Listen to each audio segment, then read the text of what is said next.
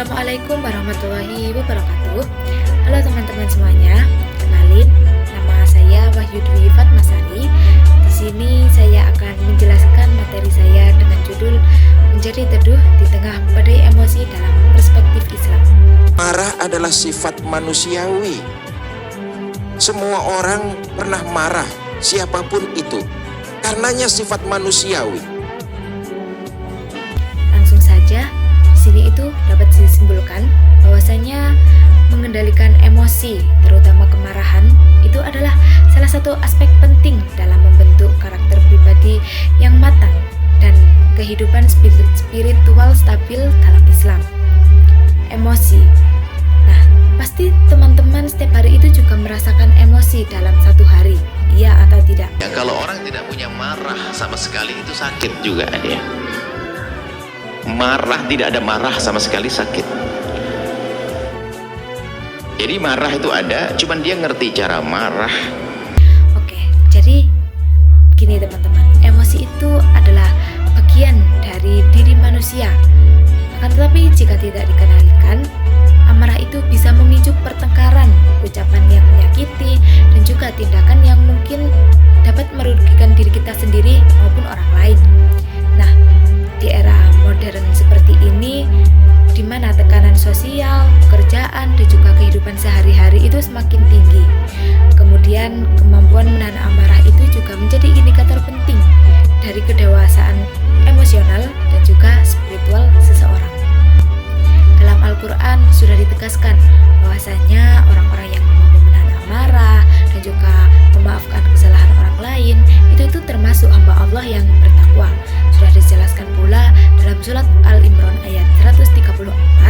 Di situ disebutkan bahwasanya menahan amarah itu termasuk tanda ketakwaan. Di samping berinfak di waktu lapang maupun sempit dan memaafkan orang lain.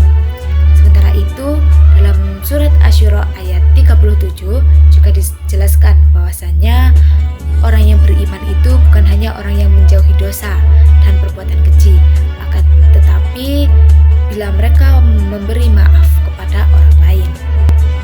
Nah, ayat-ayat tersebut menunjukkan bahwa kemarahan itu adalah fitrah manusia. Namun Allah menilai bagaimana seseorang itu mengelola emosinya. Nah, mengendalikan emosi adalah bentuk ibadah yang membawa seseorang lebih dekat kepada Allah dan juga menumbuhkan ketenangan dalam hati. Suatu ketika seorang sahabat bertanya kepada Nabi besar kita Muhammad SAW, "Ya Rasulullah, berikan kepada saya nasihat." Rasul pun bersabda, apa kata beliau? La tagdob, jangan marah. Ini orang, karena jawaban Rasul ini sangat singkat, dia penasaran. Ya Rasulullah, berikan kepada saya nasihat. Rasul pun menjawab, la tagdob. Sampai 3 kali, la tagdob, la tagdob, la tagdob, jangan marah. Kenapa? Rasulullah SAW menjawab orang tadi, memberikan nasihat hanya dengan kalimat la tagdob, la tagdob, la tagdob, konsisten 3 kali berturut-turut mengatakan jangan marah. Ulama pertama mengatakan karena orang yang bertanya dengan beliau tadi orang yang temperamental, orang yang sering marah di lingkungannya, terkenal dia tukang marah. Makanya begitu dia nanya, berikan nasihat, jangan marah. Nanya lagi, berikan nasihat, jangan marah.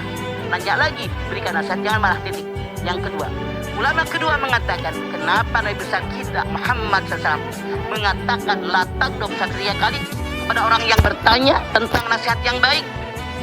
Karena ternyata orang yang bisa mendikan nafsu amarah, yang didorong oleh setan, itu mulia di hadapan Allah, juga mulia di hadapan manusia. Hadis lain itu juga menjelaskan bahwasanya orang yang kuat bukanlah yang menang dalam bergulat, melainkan yang mampu mengendalikan dirinya ketika dalam keadaan marah. Dengan demikian, mengendalikan marah itu bukan hanya soal menahan emosi sesaat, akan tetapi juga merupakan proses pengelolaan diri secara keseluruhan, baik secara psikologis, sosial, maupun spiritual. Orang yang mampu mengendalikan amarah itu tidak hanya menjaga dirinya dari perbuatan yang merusak, tetapi juga membangun hubungan sosial yang harmonis. Kemudian menumbuhkan empati dan juga memancarkan keteduhan yang menenangkan orang-orang di sekitarnya. Pengendalian emosi juga menjadi jalan untuk mendekatkan diri kepada Allah, karena sabar, rendah hati, dan juga pemaaf adalah karakter yang sangat dicintai oleh Allah. Singkatnya, menjadi teduh di tengah badai emosi bukan hanya sekedar kemampuan manusia, tapi juga perwujudan ketakwaan dan keteladanan Rasulullah SAW dalam kehidupan sehari-hari. Mungkin cukup sekian penjelasan dari saya. Apabila ada kurang lebihnya, saya mohon maaf. Wassalamualaikum warahmatullahi wabarakatuh.